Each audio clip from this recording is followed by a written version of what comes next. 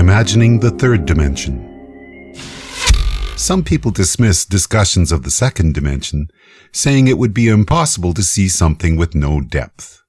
What if I told you the third dimension is also impossible for us to see?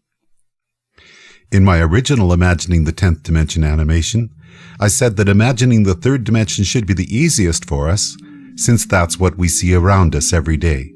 But there is a problem here. Most of us, when we imagine the third dimension, also imagine energy, change, and life itself as being in the third dimension. But how can any of these processes be part of the third dimension when what we're talking about is space without time? In the remarkable television series Through the Wormhole with Morgan Freeman, physicist Julian Barber says this: "In my view of the universe, it's just like a huge collection of snapshots which are immensely richly structured. They're not in any communication with each other. They're worlds unto themselves. In some very deep sense, the universe, a quantum universe, is static. Nothing changes." What Dr. Barber is conveying here is that our 3D universe is like a giant flip book animation.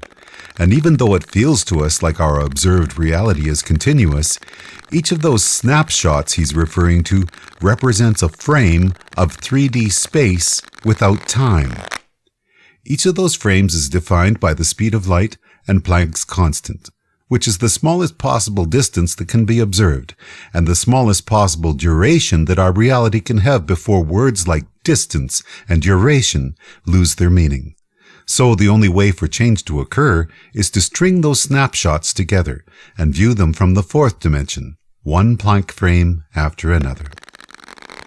There's a second problem with the way people tend to think about the third dimension. It's so easy to forget that it takes time for light to travel to our eyes. So even if we look at our own hands, there was already a tiny delay for the time it took for the light rays to bounce off our hands and arrive at our retinas. If we're trying to imagine the third dimension then as space without time, we're already imagining something that can't be seen. This is easier to think about when we move out to the vast distances of the nearby stars. If I'm looking in the night sky at a star that's 10 light years away, I'm looking at what that star looked like 10 years ago. I'm not looking into space, I'm looking into space-time. And right next to that star could be a different one that's 20 light years away. There those two stars are, seemingly side by side, and yet when I'm looking at one, I'm looking 10 years into the past, and when I'm looking at the other, I'm looking 20 years into the past.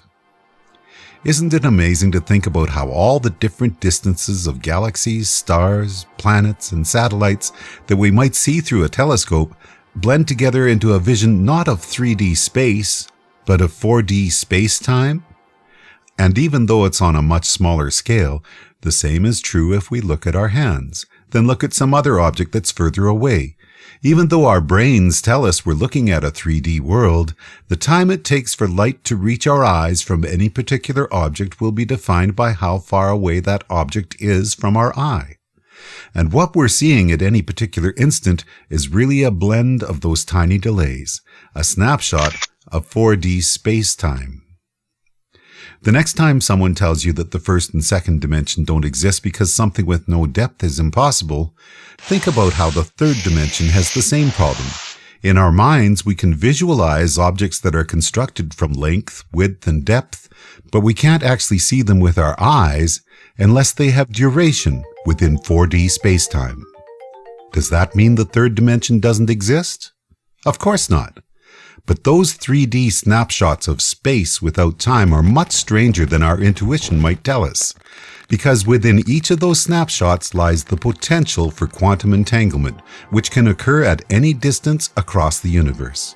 Remember, those connections and superpositions are not just faster than light, they're instantaneous. As Julian Barber says, a frame of the quantum universe exists in a place where time doesn't exist. And if that idea seems unimaginably strange to us, perhaps that's because it's so easy for us to forget that you and I are really part of something larger than the third dimension.